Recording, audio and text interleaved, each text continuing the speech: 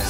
Pertanyaan pertama, Partai Damai Sejahtera yang kini gencar mengkampanyekan diri sebagai partai yang nasionalis menyatakan bahwa menyediakan jatah 20% untuk caleg muslim. Apakah yang menjadi alasan pertimbangan PDS untuk jumlah 20% tersebut? Ya, karena kami adalah partai nasionalis. Jadi dari manapun, etnis, agama, dan kelompok manapun, kami menampung jika mereka ingin menjadi tokoh dan menyalurkan aspirasinya melalui PDS. Sehingga kami menampung mereka. Nah, kebetulan hasil daripada yang lolos dari KPU 20%. Jadi kalau bisa lebih banyak, bisa juga kurang. Tetapi ternyata yang lolos dari KPU 20%. Jadi itu bukan suatu angka yang mutlak.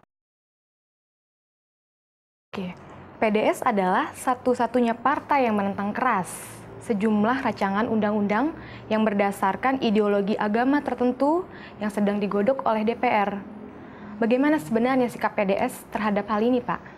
Jadi PDS tidak pernah memperjuangkan ideologi untuk seluruh satu kelompok agama tertentu untuk seluruh bangsa ini.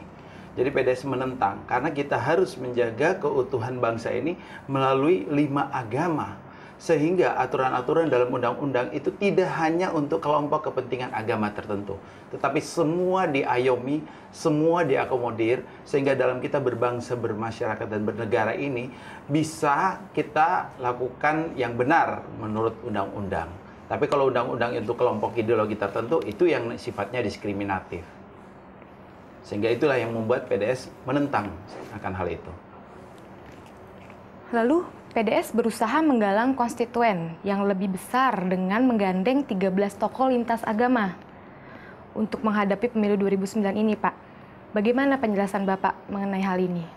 Ya, kembali lagi kami katakan, atau saya katakan bahwa karena partai ini adalah partai nasional yang berlandaskan nilai-nilai Kristiani, sehingga ada lambang salib dan juga lambang perjuangan, yaitu Partai Damai Sejahtera, dan ada juga burung merpati sebagai lambang Roh Kudus. Tapi kami menampung seluruh pemuka-pemuka agama dari lintas agama. Karena ini adalah bentuk miniatur daripada Republik Indonesia ini.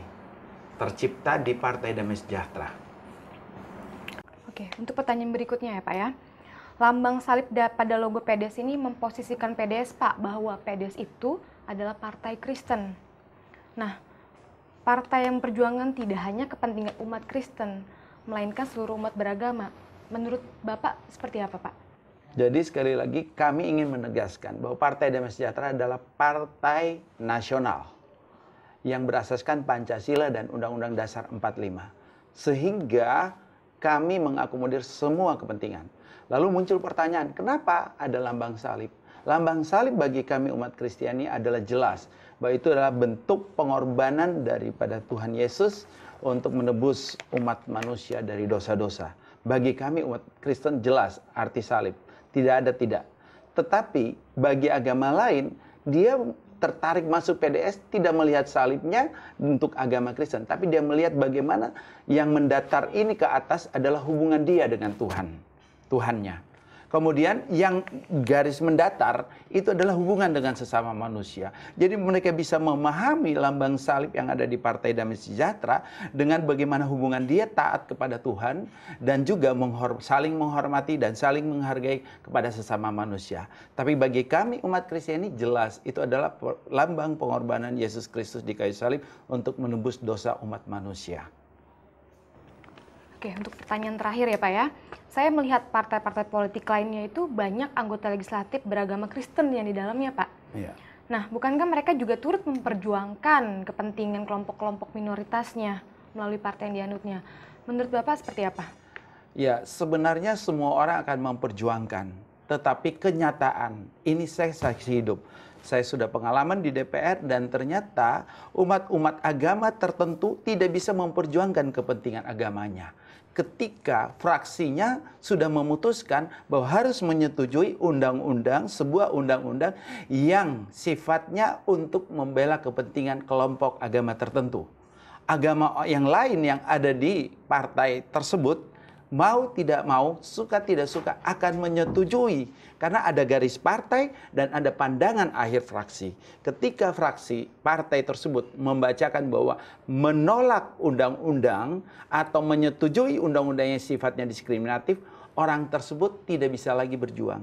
Yang ada hanya mengikuti arus daripada pandangan fraksi tersebut. Begitupun juga yang ada pada Partai Damai Sejahtera. Ketika Partai Damai Sejahtera mengatakan menolak sebuah undang-undang yang sifatnya diskriminatif, ya, yang sifatnya diskriminatif apalagi inkonstitusional, maka seluruh anggota Partai Damai Sejahtera 13 orang itu akan menolak. Ketika pandangan fraksi mengatakan ini sebuah undang-undang bagus yang tidak diskriminatif dan tidak inkonstitusional untuk kepentingan seluruh umat, seluruh agama, seluruh lintas etnis, maka Partai Damai Sejahtera mengatakan pandangan fraksinya menyetujui dan 13 orang itu pasti menyetujui. Tidak ada yang akan mengatakan tidak menyetujui. Begitupun dengan partai lain. Nah, inilah dilema ketika kita memperjuangkan dan kita berada bukan pada partai yang seasas. Dalam hal ini, orang-orang lain, agama lain, tidak bebas berbicara.